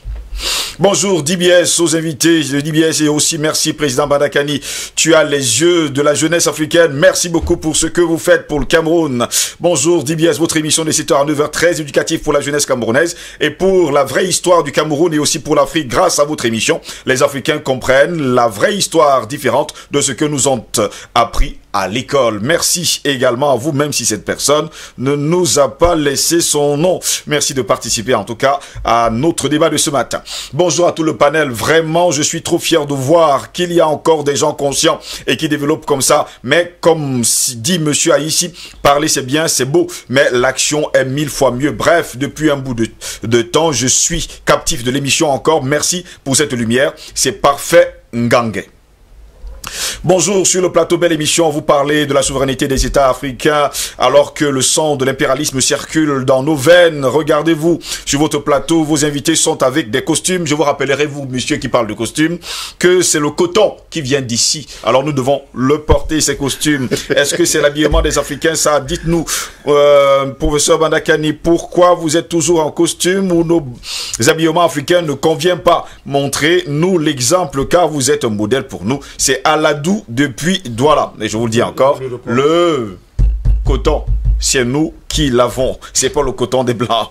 Bonjour Didier, ce matin, je suis un fan de votre émission depuis que j'ai commencé par vous suivre. Ma mentalité a changé. Si je pouvais être un assistant du président Badakani pour hériter de tout ce qu'il sait, j'en serais vraiment ravi. Merci à vous tous. Ephraim Agbodji depuis Lomé au Togo. Vous pouvez d'ailleurs le chercher même sur Facebook, alors sur WhatsApp, hein, pour qu'il vous donne souvent des conseils. Il est toujours avec les jeunes, je vous le rappelle d'ailleurs. Bonjour Dibier, ce matin, je suis infiniment content et rassasié de vos précieuses analyses. Bonne continuation et soyez bénis. Longue vie à Dibier ce matin. Je suis Antoine de Marie Obida à Yaoundé. Merci beaucoup Albert Anatole à ici. Merci également à vous. Bonjour DBS, nous Africains savons tous que nos pays sont dominés. Je pense que l'heure n'est plus aux pleureries, mais à l'action. Agissons intelligemment pour nous libérer. Mahaman Salifou depuis le Niger. Merci également à vous Salissou Mahaman depuis le Niger. Bonjour DBS, oui, je pense que il a répété son message, je veux pas. Recevez mon bonjour chaleureux DBS ce matin, vos débats m'ont manqué. Bonjour Monsieur Ngos et à toute votre équipe, à votre panel, comment allez-vous? Je vais bien, je pense que je vais très bien. On ne colonise que celui qui est supérieur à nous. Mes respects, mon grand président Badakani et tous mes encouragements pour la suite. Épouse Epse Ngese depuis Douala. Je sais pas si c'est épouse Ngese, ouais, je pense que c'est épouse Ngese depuis Douala. Bonjour à vous, merci pour cette vérité, président Badakani. Aujourd'hui, au moins, tu n'as pas parlé pour rien. Joseph Ntombok depuis Douala. Que Dieu vous bénisse. Bonjour DBS et spécialement au grand monsieur des triple A. La franc-maçonnerie constitue aujourd'hui le socle de la servitude volontaire des dirigeants africains. Elle nuit non seulement à la liberté d'agir, de penser, mais aussi à la souveraineté de nos États africains. Christian Yemele depuis Yaoundé, Jouvence, c'est le triple A, c'est oui, c'est Albert Anatola ici. Oui, le triple A, c'est Albert Anatola ici. Vous savez, maintenant, il est devenu populaire hein, un peu partout. Même les femmes le regardent d'ailleurs. Bonjour au panel, le monde actuel est géré par le diable. Heureusement qu'il n'est plus loin de sa fin. Bientôt, le Fils de l'homme reviendra mettre un terme aux souffrances. Bonne journée à monsieur Mouliom Emmanuel depuis Bomono Bambengue, ici à Douala.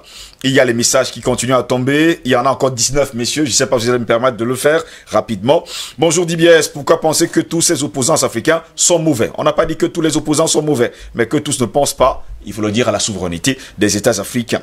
Bonjour DBS à matinale. C'est Thomson Iran depuis Bédi. L'Afrique, dans sa grande majorité, veut se libérer des chaînes de l'esclavage moral et spirituel. Mais les Français, avec leur politique du nazisme monétaire, ne sont pas prêts à lâcher prise. Ils nous ont aussi recolonisés avec les sectes telles que la franc-maçonnerie, Rose-Croix et Tessera, où tous les hauts gradés sont de l'Occident. Ils ont placé leurs pions pour piller nos États et créer des paradis fiscaux. Steve, la Bible nous dit clairement, je cite, « Là où est ton trésor, c'est là aussi est ton cœur. » Ces gens de double nationalité n'abandonnent jamais leur trésor. À chaque fois que l'Afrique va vouloir se libérer, ces gens-là seront toujours interpellés par leur gourou pour dire que si vous laissez l'Afrique se réveiller, tous vos comptes seront gelés. En tout cas, leur trésor, c'est l'autre côté. On vous a compris, hein, monsieur Erang, depuis Bédi, ici à Douala. Bonjour à vous sur le plateau. Les États africains ne sont pas souverains. Aujourd'hui, on se plaint du néocolonialisme et du passé houleux de l'esclavage. Mais aujourd'hui, nous sommes esclaves de nous-mêmes. Le véritable débat est de savoir comment se libérer des chaînes que nous sommes mis. Voilà. Car la souveraineté passe par la prise de conscience et l'expression de son potentiel. Tant que nous, Africains, ne prenons vraiment pas conscience de qui nous sommes, alors nous ne serons jamais souverains. Guy, depuis Yaoundé. Bonjour, monsieur Steve Ngos. Bonjour, le panel. Je viens juste de me joindre au programme de ce jour à cause d'Eneo qui nous a coupé le courant depuis hier aux environs de 13 h. En ce qui concerne le thème de ce jour, je pense que la quasi-totalité des hommes politiques se battent pour leur intérêt et non pour le panafricanisme, voyez-vous, car à chaque fois qu'un leader politique commence sa carrière politique, c'est à la France qu'il ira faire sa tournée. Et pour moi, tout homme politique qui pose ce genre d'acte ne se battra pas pour les Africains de l'Afrique, mais pour les Occidentaux et pour lui-même. Alors j'interpelle tout Africain qui se dit panafricaniste d'ignorer tous les politiciens malhonnêtes. Ahmed Njoya depuis Fumban. Fumban qui nous tient d'ailleurs à cœur à cause du sultanat et surtout de notre grande histoire, comme le disait le président Bandakani. Bonjour Dibier, ce matin je salue tous les membres de la table. Vous êtes une chaîne vraiment merveilleuse. Depuis que j'ai commencé par suivre votre émission, j'ai eu beaucoup d'informations cachées de l'Afrique. Vos analyses sont vraiment douées et maîtrisez toujours leur sujet. Merci à vous, merci à DBS. Vive l'Afrique. Don Hiro l'amour depuis Dapaon au Togo. La théorie, bonjour DBS, un homme n'est pas le maître d'un autre homme. Nous devons libérer l'Afrique de l'esclavage car qui vit esclave est né pour l'être. Marius depuis le Togo, belle émission. Bonne journée également à vous. Merci de participer à cette édition. Bonjour DBS Matin, très belle thématique. Merci pour cette grande courbe et surtout ce coup de gueule. Nos problèmes viennent évidemment de toutes ces sociétés secrètes appelées églises. Nous devons revenir vers nos traditions. C'est important. Lionel depuis Bafan à l'ouest du Cameroun. Il y a tellement de messages et ça continue à tomber. Messieurs, je vais lire vos messages un peu plus tard parce qu'il nous manque encore 13 minutes pour sortir d'ailleurs de cette édition de DBS Matin. Et les messages tombent également sur Facebook. Vous êtes plus de 350 personnes à nous suivre d'ailleurs sur Facebook. Vous êtes actuellement 357 personnes à nous suivre sur Facebook. Et sur là, on a encore 21 messages à lire. Je ne pourrais pas tous les lire, mais lundi, je prendrai le temps de les lire comme je fais très souvent. Président Bandakani, nous sortons justement de cette édition. Comme j'aime souvent poser la grande question, maintenant, qu'est-ce qu'on fait? C'est le plus dur. Parce que la dénonciation est facile. Elle est très importante. D'abord, elle est précurseuse. Oui. Tout ce qui va être fait après. Il faut d'abord dénoncer. C'est très important. Oui. Maintenant, quand il faut exécuter, mettre en pratique des politiques de libération, c'est complexe. Vous savez pourquoi c'est complexe? Parce que le libérateur ou bien le parti d'avant-garde de la libération doit gérer l'héritage du mauvais, de la colonisation, l'héritage du pire, et mélanger ça avec le souhaitable, ce qu'il veut faire, ce qui doit être fait. C'est difficile. Oui. C'est pour ça qu'il faut être sage. Et ça permet de convoquer Barbeau, le président, tout à l'heure. Tout ce qu'il a dit là, on a applaudi. Mais quand il a voulu faire, on l'a mené à la CPI. Je suis en train de poser le problème de la complexité du faire, Oui. après l'avoir dénoncé. Dès qu'il a appliqué ce qu'il a dit là, on l'a envoyé à la CPI. Vous voyez ce qui est arrivé à Sankara. L'homme qui faisait ce qu'il disait, au jour le jour, Sankara, on sait qu'il a tué. Avec la complicité, on connaît tout ça. Donc ça pose le problème de la complexité, n'est-ce pas, du faire. Ce qui, d'abord, il faut bien poser le diagnostic. Alors, on a dit que non, ça n'a pas d'écho. Je pense que les mots ont débordé sa pensée. Il y a un puissant... Le panafricanisme a changé le visage de l'Afrique et même du monde. Maintenant, il y en a que ça n'arrange pas. Parce que si on dit que c'est vrai, ça veut dire qu'il n'existe pas. Ceux-là vont déléguer le panafricanisme. Mais les faits sont têtus. Tout le monde aujourd'hui en Afrique est panafricanisme. Ouais. Tout le monde. C'est seulement le fait du hasard. Je ne reviens pas sur tout ce que nous avons obtenu comme combat. Nous avons anéanti la zone de puissance. Sans les panafricanistes, le Cameroun serait à terre. Je peux le dire sans avoir peur. À terre. Mais nous, on est là, le rempart. Et c'est pas la bouche, hein. C'est qui veut, c'est pas qui veut, c'est qui peut. Nous avons dit aux Occidentaux, venez, vous allez voir. On n'a pas réussi à déstabiliser le Cameroun. Je le dis depuis 10 ans. Et on voit, les faits sont là. Il va y avoir une marche aujourd'hui, je pense. Allons-y, terminons. Parlons des choses sérieuses. Donc, pour dire quoi? Pour dire que, faisons attention. C'est parce que les sélections doivent venir de nous. comme le dit Anatole, comme le dit Pépin, c'est une chose. Mais autre chose est de dire que nous sommes responsables de ce qui est arrivé. Faites très attention à votre genre de discours. Parce que quand on dit que, ok, la responsabilité, ce n'est pas l'autre. C'est qui? C'est dans nous. Mais est-ce que nous existons depuis? Depuis plus de 1500 ans, si on prend seulement ça comme référence, est-ce qu'on vous a dit que l'Africain c'est un homme? On n'a pas seulement dit dans les pratiques qu'on fait en Afrique, est-ce que ça veut dire que vous êtes des hommes? Tous ceux qui ont voulu faire du bien en Afrique, ils les a tués. Vous dites que bon, ok, il y a la guillotine. Mais qui tient la guillotine? Mais vous êtes très pressé. Tu tiens la guillotine, le noir, parce que avant que nous ne te l'aies pas, on te tuait toi-même. Au départ, qui tuait? C'est le blanc qui tenait la guillotine, c'est lui qui tuait, qui massacrait. Il a tellement massacré que pour survivre, d'autres ont été obligés de dire que bon, je vais te dire la guillotine. Je t'aide à guillotiner. Donc, pour que je reste en vie. Même aujourd'hui, prenons le cas le plus flagrant. Prenez M. Ouattara. M. Ouattara peut faire un pas aller à Paris. Ça veut dire ce que ça veut dire. Moi, je vais à Paris. Dès qu'il a fini de me vader, il prend l'avion, il va à Paris. Aujourd'hui, il est à Paris. Il est à Paris. Oui, vous pas alors, c'est pas le fait du hasard. Vous ne pouvez pas voir Ouattara et ne pas voir la France. Voilà pourquoi dans le combat, quand nous dénonçons le président Ouattara, nous mettons plus l'accent sur l'impérialisme qui le porte là. Sans ces gens-là, il n'existerait pas, il ne serait rien du tout. Enlever la France, enlever l'impérialisme derrière Ouattara, il tombe le même jour. Il ne fait même pas une seconde au pouvoir, dont les vrais responsables sont là. Mais quand on a dit ça, ça veut dire que la solution doit sortir de nous. Donc là, je suis d'accord. Je reprends celui qui m'a interpellé, Aladou. C'est important de régler ça. Il dit pourquoi est-ce que tu joues en costume? Il ne connaît pas son histoire. Beaucoup d'Africains savaient que les modèles de construction, là, je pense seulement au niveau de l'architecture africaine, c'était la terre battue, les maisons qu'on voit au village. Il a fallu que des panafricanistes américains, noirs américains, ressortent tout le patrimoine architectural africain pour que certains gens comprennent que c'est nous qui avons inventé les immeubles. Que tous les modèles architecturaux qu'on voit au XXIe siècle viennent de l'Afrique. Bon, alors qu'il y avait les gens encore qui disaient que non, le modèle là, ce sont les Blancs. Ce sont les Blancs. Alors qu'il a étudié l'histoire du vêtement, il comprendra pourquoi je porte le costume.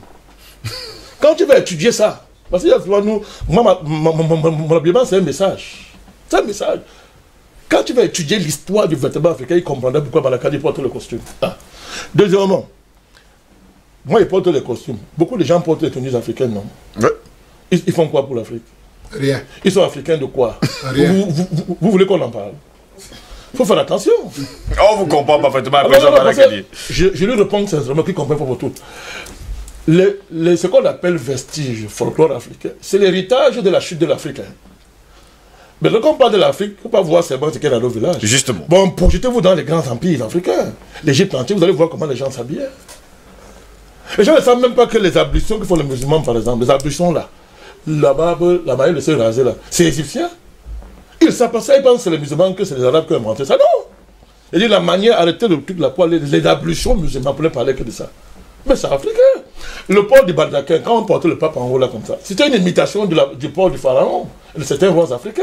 C'est plein comme ça. Dans tous les rituels, vous allez voir ces choses-là. D'ailleurs, je veux le dire, l'Occident, c'est une création des Africains. Les gens le savent. La Grèce et le Rome, qui les a créés? C'est l'Afrique, ne vous inquiétez pas. Il faut que les gens apprennent leur histoire. Mais nous, on est dans la pédagogie, ça prend du temps. On est dans la pédagogie, ça prend du temps. Donc, quand les gens nous voient porter le costume, ils pensent qu'on est... On vous comprend parfaitement, président, pour sortir. Donc, ce qu'il y a à faire, c'est de continuer ce travail qui, depuis bientôt 3000 ans, des générations de libérateurs. Je pense à ces esclaves qui sont libérés pour aller créer des villes, des cités, les Caraïbes sont nés comme ça. Tous les esclaves n'étaient pas des nègres de service, n'étaient pas des nègres de maison. Il y a des Africains qui ont libéré. C'est un de nègres, c'est quoi? Et tu sais quoi? Il y a tellement d'histoires. Toute cette littérature, cette revendication. On va également oublier les nègres marrons. Tous ces gens-là, on dit que cette tradition de résistance qui ont fait que l'Afrique reste debout, malgré les coups. Babo disait, il ne sait pas si un peuple là se fait comme l'Afrique. Il n'y en a pas. Moi je dis, il n'y en a pas. Les Juifs n'ont pas su faire que les Africains. Il faut arrêter ça. On ne va pas, il faut arrêter ça. Les Africains souffrent. Mais malgré ça, moi je dis que le plus grand miracle de ces 20 derniers siècles, c'est que l'Afrique est debout. Toujours. L'Afrique n'a pas disparu. Donc la base est déjà là. Sachons simplement distinguer les acquis et ce qu'il y a à faire. Et je termine par là. Parce que la folie, c'est quoi? C'est que certains gens pour le pouvoir, parce qu'ils veulent le pouvoir, ils n'ont plus la capacité de voir les acquis. C'est pour ça qu'on ne comprend pas vraiment pourquoi moi, Balakani, je soutiens le président Biya. Parce qu'il y a les acquis.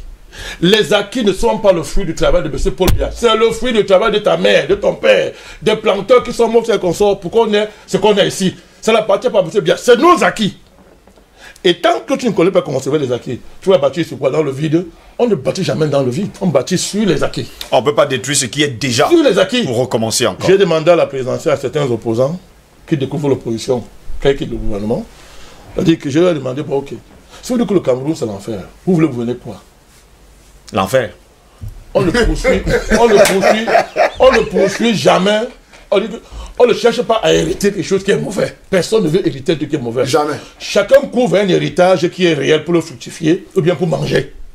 Donc il y a des acquis. Il faut savoir les préserver. C'est la première base de toute dynamique de libération, de toute dynamique de construction. Ben, le temps, il est déjà foutu, hein, le temps. Il est terminé. Quelques secondes. Je voulais dire que nous avons, l'Afrique a eu malheureusement la malchance, je dis ça comme ça, de ne pas être gouverné par les peuples qui l'ont libéré. Bien au contraire, exception faite, n'est-ce pas, de l'Algérie. Il faut donc qu'il y ait une nouvelle élite, c'est-à-dire les combattants comme Bandakan et les autres. Oui. C'est-à-dire que lorsque, n'est-ce pas, les néocolons vont partir avec leurs affidés, il va falloir que la nouvelle élite qui arrive, justement, qui sera dans la dynamique panafricaniste, puisse régler ces problèmes-là. Merci beaucoup, Albert Anatola, ici. André Kisefanga, en quelques mots, votre mot de fin. Mais comment ils partiront si on ne passe pas à l'action? Parce qu'ils sont en train de reproduire, les NAM en train de reproduire les mêmes produits. Les NAM en train de reproduire, le CUS et tout le reste. Donc, ils sont toujours en train de reproduire. Mais c'est à nous maintenant de prendre nos responsabilités, d'aller au front, d'aller au devant de la scène. Et c'est pour ça que nous pensons les débats comme ceux-ci sont importants pour davantage sensibiliser, maximiser, appeler la masse critique qui est capable d'aller au front pour que ces francs-maçons, jésus-chrétiens et tout le reste, ces illuminatistes, homosexuels, machin et tout, qui pensent qu'il faut baisser le pour on vous a compris. Et tout là, dégage de nos continents et dégage de nos... Merci beaucoup, Eric Pépin. Voilà, André Kisefanga. Eric Pépin Mika, c'est vous qui avez le mot de fin pour terminer cette édition de DBS Matin. Je pense que je peux résumer cette thématique en une seule expression. Si je convoque ce que le président Gbagbo a dit tout à l'heure, la recherche de la dignité des Noirs. La recherche de la dignité des Noirs. André Kisefanga, merci d'avoir été là ce vendredi. Que Dieu bénisse l'Afrique. Eric Pépin Mika, merci également. Tout le plaisir était Président Bandakani, merci d'avoir été là ce matin. À se retrouver lundi. Hein. Très content. Albert Anatola ici, merci également d'avoir été là ce matin. Vous êtes un dictateur. Oui. La dictature. Ben, vous êtes mon grand frère. On se connaît depuis combien d'années déjà? La dictature. Mesdames, messieurs, c'est ici que s'achève cette autre édition de DBS Matin. Au plaisir de retrouver lundi prochain pour une nouvelle édition. N'oubliez surtout pas, l'homme qui considère sa vie comme dénuée de sens n'est pas tout simplement malheureux. Il n'est pas tout bonnement fait pour la vie. Nous aimons la vie, nous aimons l'Afrique. Voilà pourquoi nous voulons qu'elle se réveille et qu'elle prenne son destin en main. Bon week-end à toutes et à tous et à lundi. S'il plaît à Dieu. Au revoir.